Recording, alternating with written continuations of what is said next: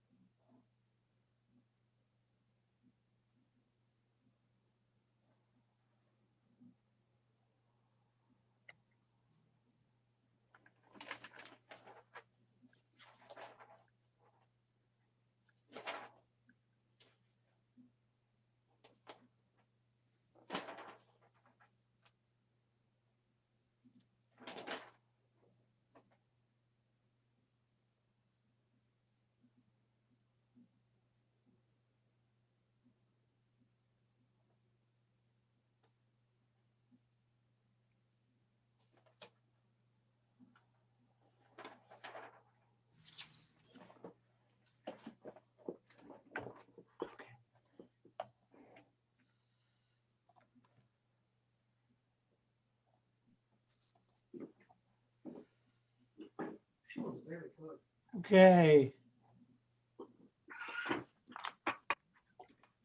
Okay. Good evening, all. Welcome back to some of you. Welcome for the first time to others. Last week, just for those of you who are not with us, very quickly, we did kind of a general introduction where we talked about the kind of the unusual privilege opportunity that we have this year to revisit a halachic occurrence that has been comes on a unusual kind of cycle in the calendar. This is the first time that we've had Erev Pesach Shechal B'Shabbos occur since 2008. It'll happen again in 2025. And then it will be another 20 years until 2045 until the calendar will occur this way at all. And so therefore to take an opportunity, a relatively passing opportunity to try to go beyond in some of the topics connected to this, I thought was something that was not worth passing up. 2045, is certainly a goal to aim for. Right now, I'm hoping just to get through January 20th itself. Sounds like it's already a whole era in its own right. And we examine the story the Gemara tells about the Erev Pesach Shechal B'Shabbos that happens at the time of Hillel. There was more of an issue connected to the Karban Pesach. We talked about kind of what happened over there, and we saw what I find it still to this day a very intriguing position of the Tzlach, who suggested that in the time of the Beis Hamikdash there was, or at least some people held that it was appropriate to try to make sure that this never happens because of the halachic difficulties that ensue from it. So our main goal, I think, of what we are going to focus on is to try to really understand in a deep level and conceptual level the background of the challenge of eating the Seudos Shabbos on the Shabbos of Erev Pesach, right? So again, the challenge is as follows, right? That we assume, and again, we'll spend hopefully one chaburah dealing with the sugya of Shalosh Shudas, but let's assume for the moment that there is an obligation to eat 3 meals every Shabbos, right? 3 meals, and again, normatively speaking, we are kovea seuda at a meal on bread, right? So that would go without saying that our assumption going into things that we need to eat 3 bread-based meals over the course of the Shabbos of Erev Pesach. Now, this presents a challenge, first of all, from a time perspective, right? That the Isur Chametz, the prohibition of eating Chametz, kicks in late morning on Erev Pesach, right? It happens to be that it's interesting. This year happened that this experience changes a little bit in terms of when the deadline is based on the calendar and the locale, right? So it used to be, depending on how old you are, right, that there were years where Pesach was before the clock change, right? So again, over the course of the last 40 years, I've kind of watched the creep. I guess that's when I was paying attention. The creep go backwards, right? Where it moved from I think the middle of April to the beginning, to the end of March, to the beginning of March. And that causes all kinds of problems for people in terms of the question of how early they can start their Seder. This is actually something that probably every year, somebody asks me, particularly when you have a Seder that involves people who are not observant, who don't necessarily want to start the Seder, at 9 o'clock at night in Pittsburgh. Michael, welcome to Pittsburgh. I guess, I don't know if you've been here for Pesach before, but it's things start late. So it happens to be Pesach's the end of March this year, so a little bit earlier. The flip side of that is the Isra Achila, the prohibition of eating chametz on Erev Pesach, kicks in relatively late in the morning here. So when you combine daylight savings time with being located relatively west in the what do you call it, in the time zone, right? The times are not impossible, right? But the idea that you kind of have to get a Sudat Shabbos, and from a practical perspective, davening, right? Again, those of you remember back when davening did not take 90 minutes, right? That this presented all kinds of challenges in terms of how to do the schedule. And the question of Shalosh Shudas as well becomes a challenge, right? So my goal is that over the course of the next couple of chaburos, right, that we go through all of the issues and then we revisit based on our understandings that we develop, hopefully, of the nature of the prohibition of chametz in Erev Pesach, what we're going to deal with today, which is matzah in Erev Pesach, the sugya of matzah shira, of what exactly is so-called egg matzah, right? That all of these things kind of together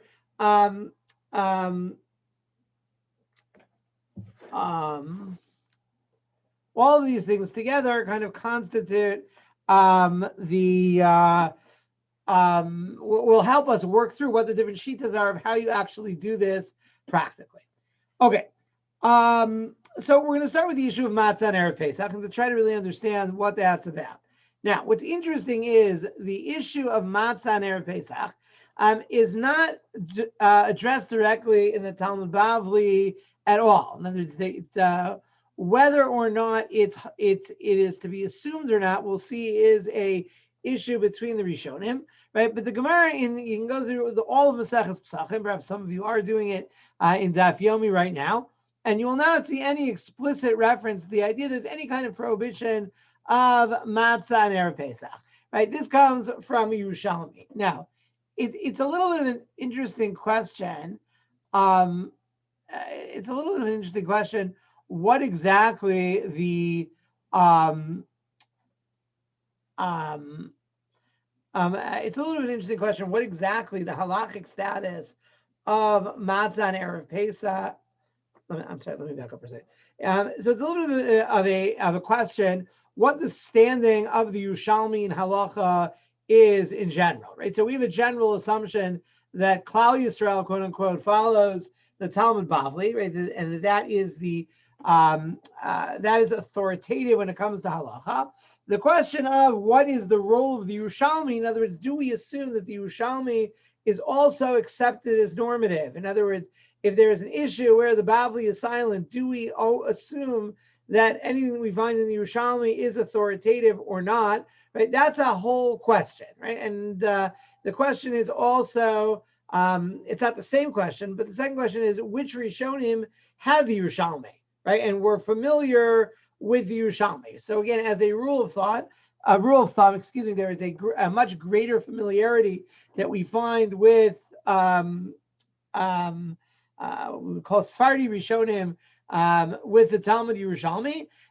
In Ashkenaz, it seems the Yerushalmi was known less, right? That they knew they had access to some, right? So those are two overlapping questions. Number one, did Rishonim have the Yerushalmi? Which one had it? And how authoritative is the Yerushalmi? And is it better? I'm trying to remember where I should have put this in my notes, but I remember seeing that that there's at least one shita that says that it's better that if you have a contradiction in the Bavli and the Yerushalmi, it's better to try to somehow synthesize them, even if the Yerushalmi, even if that necessitates a more difficult reading of the Bavli in order for them to come together. But hopefully I'll show you in a moment that there are at least some Rishonim that don't accept this Bavli at all, even this Yerushalmi at all, even though the general approach is to assume this is the case. So I'm going to start with the Rif. So give me 1 second here.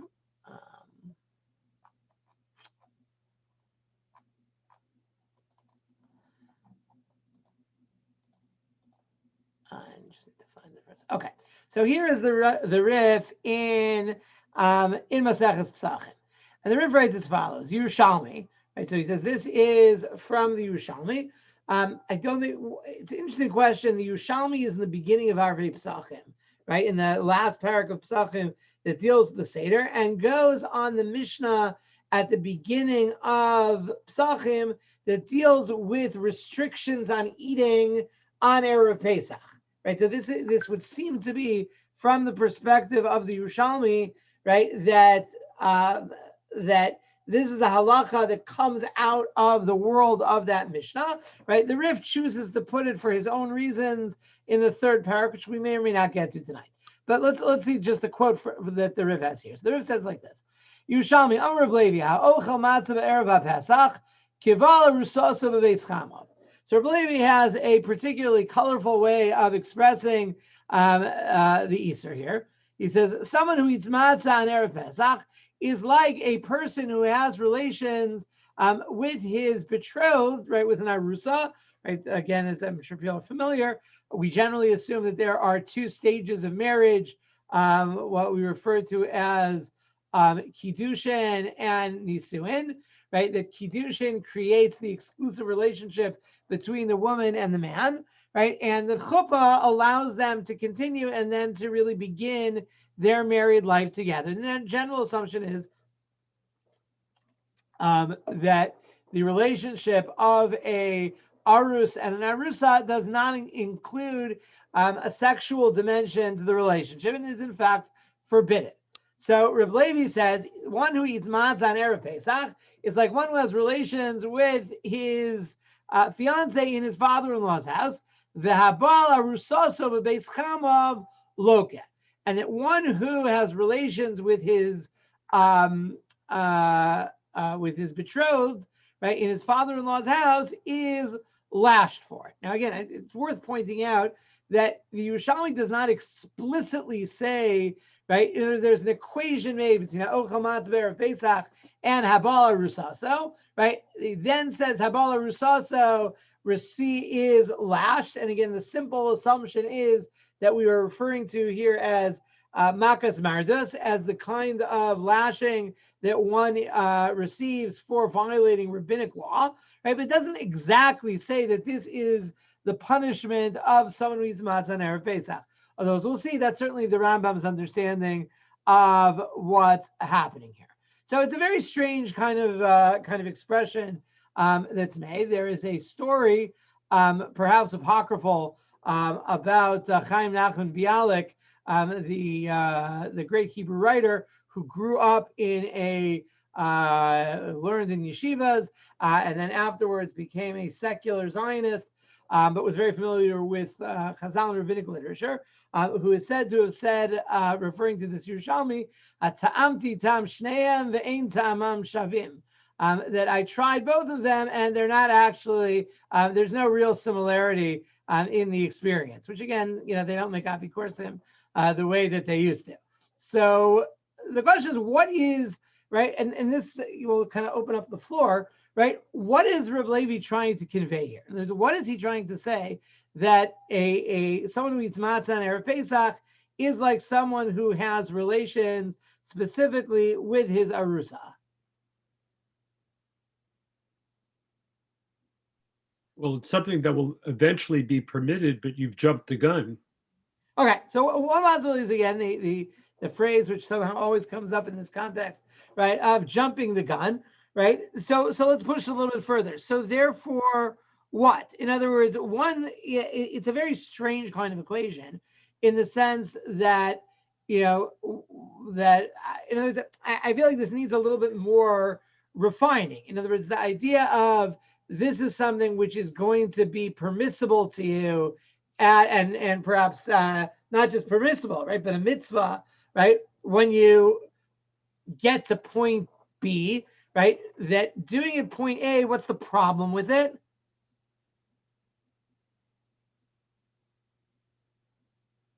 Right, you're saying it's too early. So what? So again, especially because I imagine I got a big box of matzahs, right? I have matzah for tonight, right? What is this equation within the Isser, right? What is it trying to communicate to us? Stay away from it until the Seder. I mean, until chuppah at the Seder. Okay, so again, the question is, how seriously do you take the equation, right? That of what's trying to be, right? So you say that the idea that we're somehow perhaps not done. So let me show you. There are those that take a very literal perspective to this, although I would suggest that there is a perhaps more meaningful way of reading it also, even within that, right? So I'll show you the Shibbolei Aleket, right? And the Shibbolei Aleket is not the only one who takes this approach. There are others as well. He says, he says, Mashishra ochel matzah Pesach leval rusosav eschamov, right? The comparison of these two actions, shamati alav tam. So I heard a reason for it.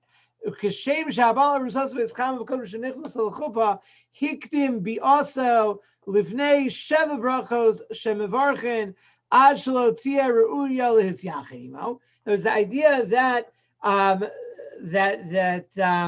of commencing that kind of intimate relationship before, and here he specifies Sheva Brachos. So too, he says that ha'ochel matzah b'erev Pesach makdim lechom v'nekom shivarech Sheva Brachos. Right, that the equation is that there are going to be 7 brachos that you say at the Seder before you get there.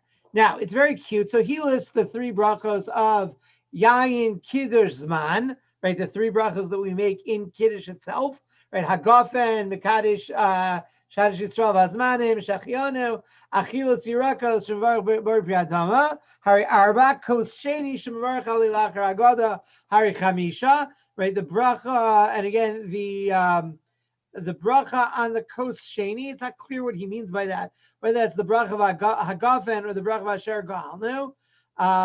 And finally, he te'una hamotzi v'al achilas matzah, right? And it itself requires hamotzi and al achilas matzah. Now, I will be honest with you that I find this a little bit overly granular, all right? And it also breaks down. So he has to explain, right? Netilas yadayim doesn't count, right? Sheyavshu shelo natal yadav b'achila. He would have to wash netilas yadayim anyways, right? So again, it's cute, right?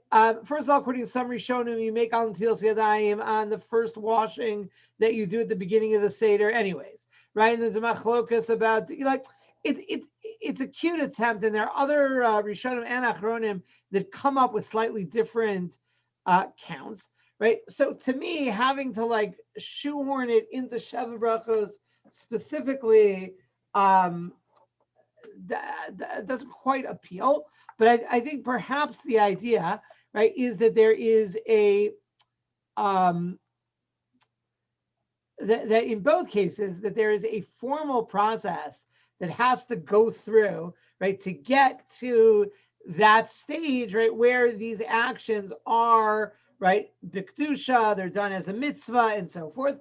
And there is something on the nature of not just jumping the gun, but perhaps almost of a violation of sorts, right, that takes place by doing this outside of the context of the equivalent to chuppah, right, which again, whether you want to break it down to the Sheva Brachos specifically, but only after going through the process of the Seder, at that point, is it appropriate to eat, to really come and to eat the matzah at that point. Now, I want to switch for a second, take a look at the way the Rambam quotes his halacha. We'll go back here. Where's the Rambam? Okay, here we go. So it's the Rambam says as follows: Asru chachamim le'echol matzah be'erev haPesach.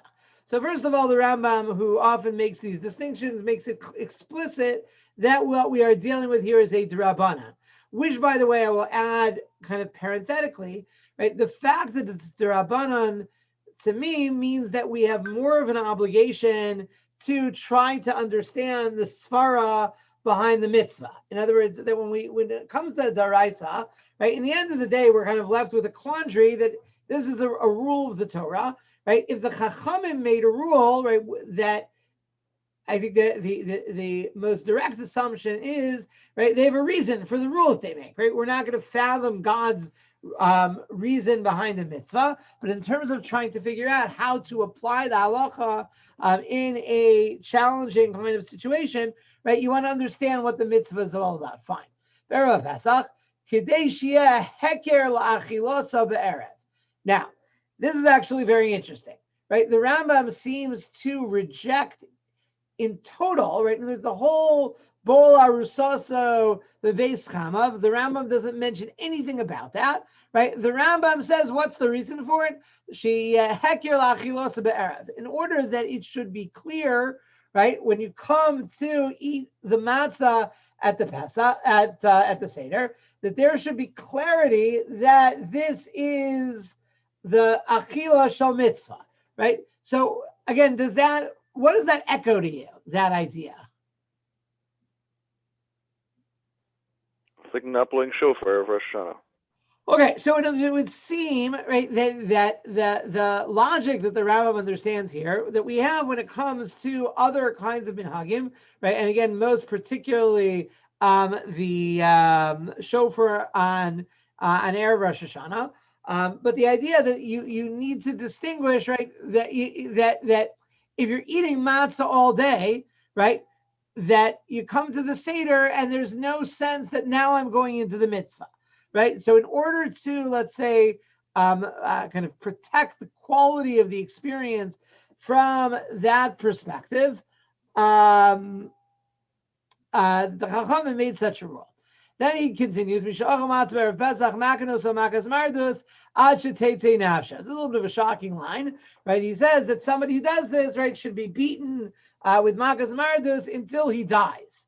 Right. Now, why that should be the case, and there's actually a discussion in the Rishonim back and forth about maybe this last line about Shetei Nafsho, the whole thing is a mistake and it doesn't belong here in its other context. First of all, the idea that certainly by somebody who gets malchos for a daraisa, right? We don't beat them until they die, right? And in general, the idea that while we do have this phrase makas mardus ad shetei nafsho in other contexts of d'Rabbanans, generally it's not there in a punitive sense, right? It's there in order to compel someone to do something, right? If someone's not fulfilling their rabbinic obligation to you, that Beis Din has the ability, right, to keep, let's call it applying pressure, right, until the person acquiesces. Right, but here, like, what are you trying to get him to do? Right, and there's that is all in order to exert pressure. Right, and there's why are you beating someone once they've already done it? Right, so it's a little bit of a question whether this belongs in the Rambam here or not. My point is that it's just interesting from a methodological perspective on the Rambam, right? That the Rambam, on the one hand, is clearly working directly off of the Yerushalmi in terms of he incorporates the Isser and the idea of that second part, right, where he emphasizes the punitive end of it, right? He's like bookended those two lines that we saw quoted in the Rif, right? But it doesn't deal with the Bol Arusas of Eschamov directly at all, right? So I introduced this to you just, that it may not be so pashut, right, that it necessarily has to apply, across the board at all, that we have to necessarily go into it. At the same time, I think that would be, you know, I like this idea that, you know, that again, given how unusual the language is, that we want to try to understand what this is all about. Third possibility, and that is, and this really goes back to the starting Mishnah. Give me 1 second.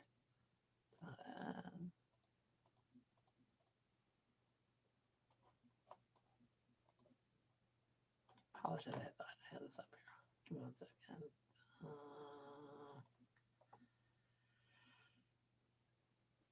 Okay, so the context, right, of this first Mishnah, Erev Psachim Samach L'Mincha Lo Yochal Adam Ad Shetachshach, right, that you shouldn't eat, right, in the afternoon of Erev Pesach, right, which is interesting that the Rambam actually brought that as part of that same halacha.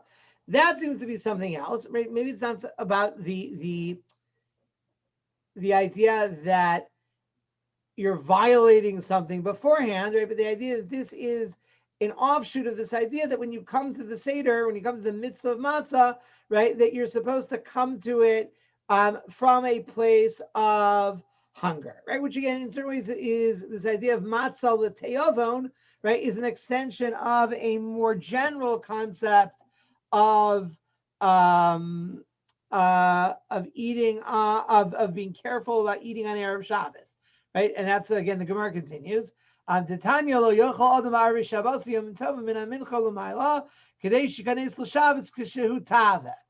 should go into Shabbos hungry, right? And Rabbi Yossi says, Rabbi Yossi does not agree. So you almost have like a spectrum, right? Rabbi Yossi doesn't have this concept in general. Rabbi Yehuda has this: every Shabbos you're supposed to come in a state of hungriness, right, or of a kind of appetite.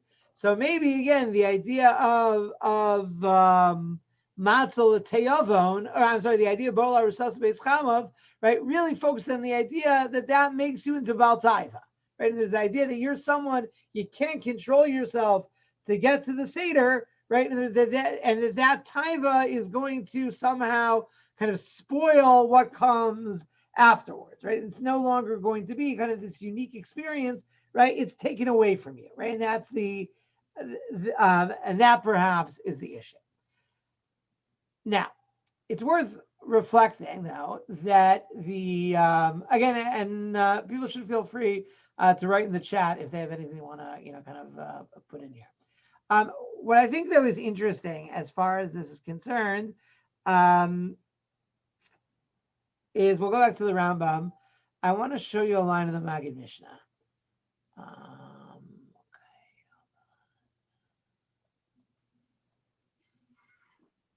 that's not right.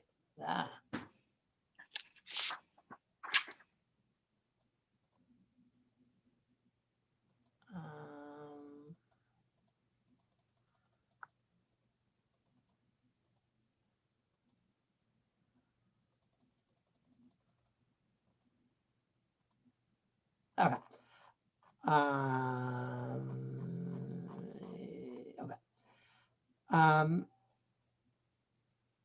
So the Maggid Mishnah deals with the question of when this Isser kicks in. The Yeshmisha cause of the Davka La'acher Isser Chometz. There are those that say that there is no prohibition of eating matzah in the morning of Erev Pesach, which again, I'll remind you, if one were going to hold that way, that changes our whole discussion about what we'll actually do on Erev Pesach Shechal Shabbos, right? There are those that say, and we'll see who this is in a moment, that it's specifically after the time of Isser Chametz, Dahainu Erusin de Matzah, right? Which is the Erusin of Matzah.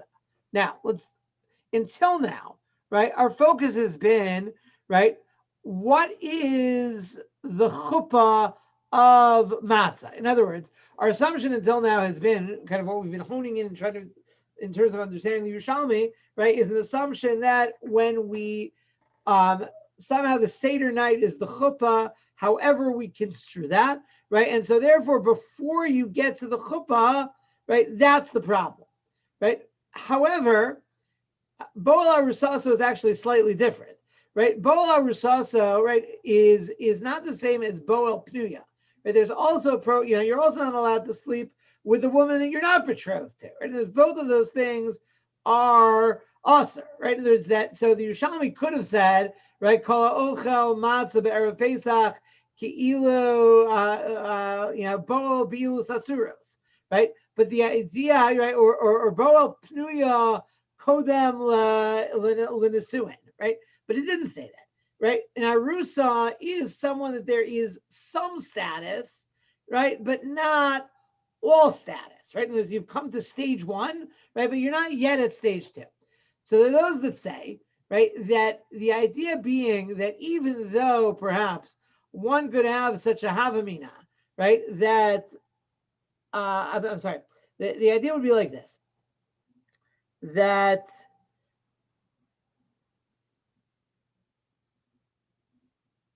maybe you would think, right, and once there's erusin, right, that already is, we're already kind of in a matzah kind of mode, right? So that we've given status, as it were, to the matzah, right? Even so, that's not the real status, right? It's almost like the same way, like in the Haggadah, right? We talk about the idea that the mitzvah, you might have thought that you can start doing the mitzvahs of Sipur Yitzias Mitzrayim, right? Once it hits Rosh Chodesh Nisan, right? Maybe once it hits Erev Pesach, that there's got to be. So what's the idea?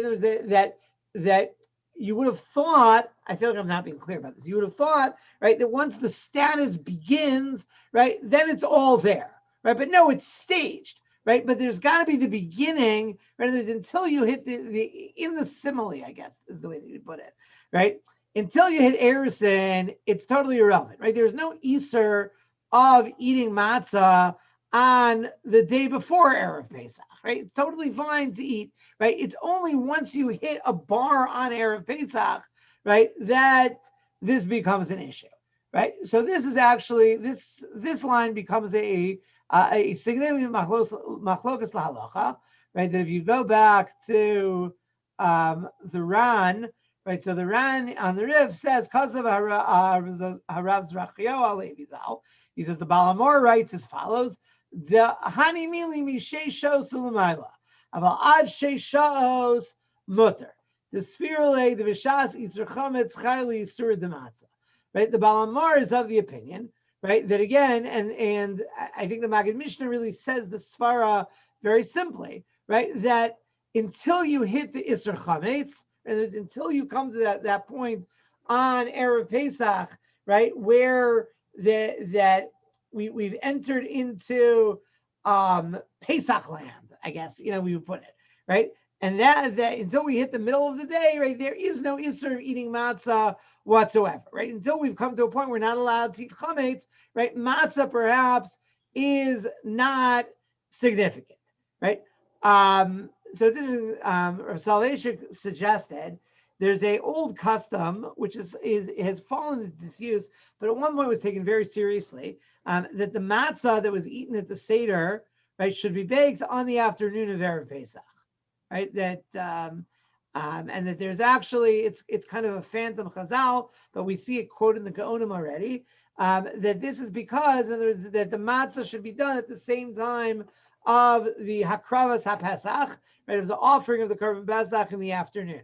And there's actually, today nobody asked this question, but it's actually a very early Erev Pesach V'Shabbos Shaila of when do you bake the matzah, right? In other words, if you can't bake the matzah on the afternoon of Erev Pesach, when are you supposed to do it, right? So for us, right, quite likely much of the matzah that we're going to be eating this year has already been baked, right? It is, sitting in a warehouse in Brooklyn somewhere, before it comes to us, right? So people are not makbid on this for a variety of reasons, but at one time it was treated very seriously. And according to many poskim, they would bake Mitzvah Shabbos, right? They would rather bake Mitzvah Shabbos on Yantif, right, rather than bake before Erev Pesach.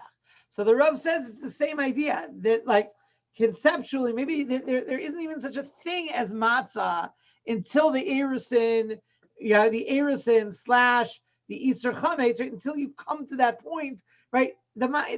it's not matzah, right? It's just unleavened bread, right? You have to go into Pesach land until it becomes matzah, and that's when the Isser kicks in. Now, the Rambam clearly does not agree with this. The Rambam says Erev Pesach without complication. And there's a very long Ramban, right, which again, I'm not going to go to. My goal is this is not supposed to be an hour shear, but, to give you, kind of a taste of it. There's a very long Ramban where the Ramban goes to the next story told in the Yerushalmi, where he comes to the conclusion that it's the entire day of Erev Pesach, right? Which again is the way that, for the most part, we assume that we paskin. But again, very interesting line at the end of the Ramban, right? So you have it down here. The Milchamas Hashem is the Ramban's Perish on the Rif. So the Ramban writes, Hatam Lazeh, Shekaven Shabir Chametz Balayla, that since the mitzvah of Bir Chametz begins at night, Nasas Lo Matzah Karusa Bebeis Chamav, right? That's when the matzah, right, turns into the arusa, right? So again, it's almost like the real machlokas in the Ramban and the Balamor at least, right, is when does the matzah become an arusa? So the Balamor says it becomes an arusa, right, starting from the time of Bedikas Chametz, right? Whether he means, there's a little bit of discussion on this Ramban, whether he means, whether he would include the night of Erev Pesach on this or not, but certainly the whole day of Erev Pesach. And the Balamar says, no, in other words, until there's the actual Isser Chametz, right, then there's no issue of Arusa, right? Then they're complete strangers. It's not the same issue that's involved. Then, in fact, the conclusion of the Ran, right? He says, "Ludidon lo misr lo chametz elame chatzos l'mayla midaraisa inami misof arba midrabanan." And for us, right, where the real prohibition of chametz we assume only starts from chatzos or from the morning. Efshar the matzah nami lo mitzra elame zimna ve'elach. So he's willing to continue conceptually the approach of the Balamar, right? That the time of Arusa would kick in either halfway through the day, which would be equivalent to the Daraisa restriction, or to the Rabbanan restriction. Okay, But any the comments on? Yeah.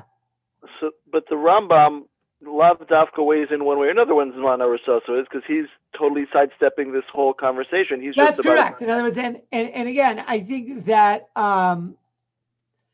that again. So the reason why so Lefi the Rambam, again, in theory, you could try to read the Ramban into the Rambam. I think it's a push, right? The Rambam just uses the language of Be'erev Pesach, right? Which would seem to, again, Be'erev Pesach sounds like the whole day, right? And he's not machalik between one or the other, right? Again, I think I always would have assumed this in the Rambam just because the common practice today, we assume you can't eat matzah all day on Erev Pesach. And by the way, I don't remember, I heard this years ago, that the Rav suggests that's why al pi minhag, right? Many people have the minhag of not eating matzah either from Rosh Chodesh Nisan or from Shloshim Yom Kodem Pesach. So he says each of those are markers of things along the way to Pesach, right? And those are an extension of this same idea of Arusa. In other words, that until you come to the stage of Arusa, the issue is not relevant yet. But yes, the Rambam seems not to deal with it at all and just makes it the entire, sounds like the entire day of Erev Pesach. And even the way the Maggid Mishnah says it, it sounds like he's not working with Arusaso.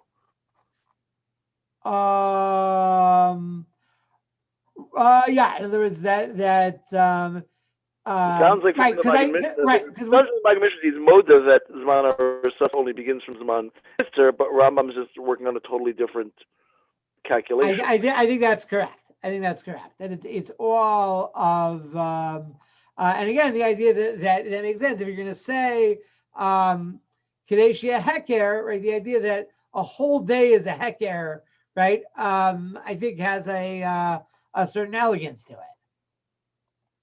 right? And you're having like a whole feast now.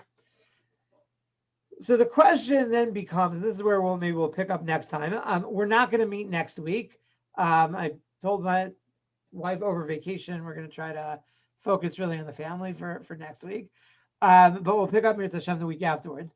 The next question then becomes, right, what falls, right? So how do you define matzah for this Isser, right? That does matzah mean only matzah that you can be yotzei at the Seder, right? Or does it mean something that's more encompassing, right? And again, that may also connect to this shaila of how you understand the essential Isser.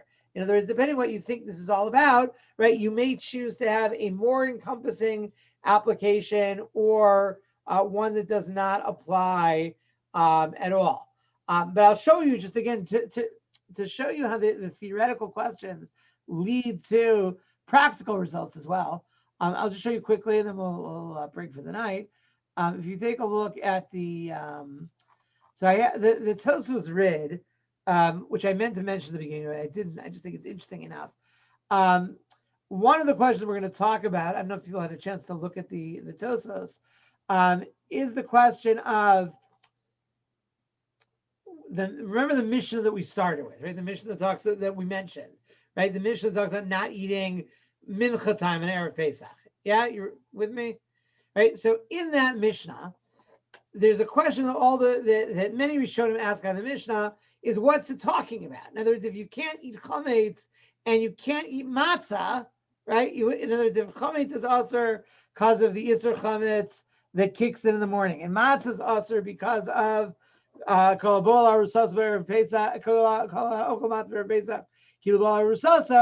what are you not allowed to eat in the afternoon, right?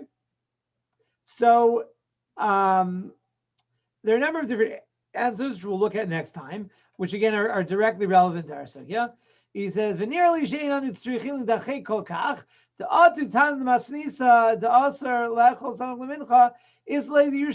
we have to assume that the Mishnah has that halacha?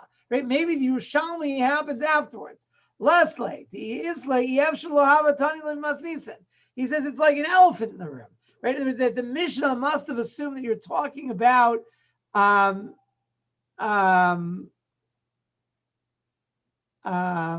he says,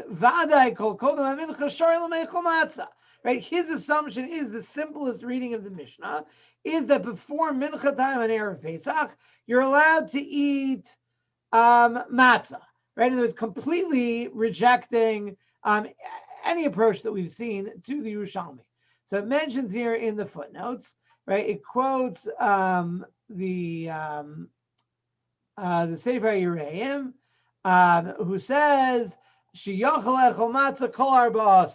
right, that his reading of other sources, right? The Yereim said, I believe the halacha that you can eat matzah in Erev Pesach, and he quotes also the Ritzkias, right, who writes that shemuter b'Shabbos shel Erev Pesach le'echol matzah, right? Fascinating, and there's one approach that basically says, right, forget the whole Yerushalmi, and certainly on Shabbos Erev Pesach, let's take the simple solution, right, and eat matzah the whole day. Now, again, this is rejected as you saw, right? The Rif, the Rambam, the Rush also quotes this halacha. We'll see Tosfos assumes this halacha as well. I just think it's worth mentioning that there is not a universal assumption among Rishonim that this Yerushalmi actually applies la halacha in our circumstance. So if we held like that way, we could stop the chaburahs now, right, and be done. And I would just tell you, open a box of matzahs early, and you can keep your house Pesach-dik, and everything's good to go. It's an interesting theoretical position. We'll see. Nobody else holds like that. So we'll pick up with the question of what is included, right, within this prohibition, and that brings us into the definition of egg matzah, which we'll see is critically important moving forward. So we'll pick up with that, God willing, next time. Hey, Asher Koch. Okay, thank you. Thank you, Rabbi. All right, good night to all. Okay, good night.